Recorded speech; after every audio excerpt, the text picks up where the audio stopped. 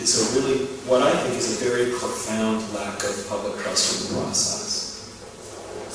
And I think that it is very easy to dismiss and say, well, you know, this is a very small group of people. There are 10,000 people that live in the marina, and there are only 8 or 15 or 25 or however many that spoke to them.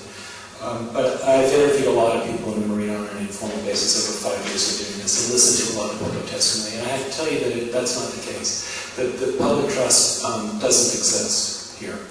There's a real profound lack of public trust in the process. And I think it has arisen for a very specific set of reasons that I'd like to try to sort of enumerate tonight if I could. I think initially the marina was created as a public benefit to provide recreation to the people of Los Angeles County. And it's clearly owned by the 8 or 10 million people, the residents of the county, not the 10,000 people who live here, but the county as a whole.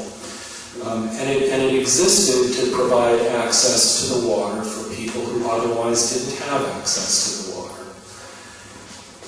The county supervisors then were really the trustees of that asset. And I think what the public's perception is, and I'm not sure that it's incorrect, is that somehow that relationship over time has changed. For a variety of reasons that have probably everything to do with economic pressure. That at this point, the county's focus seems to be on fueling an economic engine here that can mitigate some of the budgetary woes of the county-wide. And my concern is that there's been a real sort of, in my observation in just the 5 years that I've been involved, a real sort of dilution of that, well, a dissolving of the public trust, but a real delusion of that asset's value to the people of the county to provide access to the water. That's really why we're here, it's why the marina exists, and I think we need to start checking all of our development decisions against that. And what's happening here is actually quite antithetical to that, and I'm not sure how we find ourselves in this kind of predicament, but the fact is now that development in the marina is being driven by the development community's willingness to risk its money for future profit.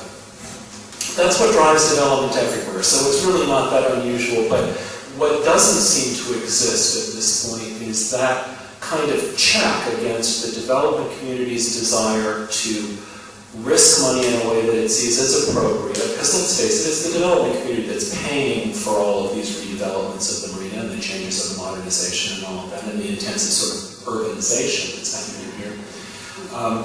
There isn't a check against what that's doing to the public resource for boaters and access to the water. So it's a real concern, and I think that that's something that the county needs to remain focused on in its response at this point. And I think we also need to think as a group, not as a commission, but as a group of concerned members of the county about ways that we can begin to recapture the focus on the recreational aspects of the marina that are so important and are really its reason for being in the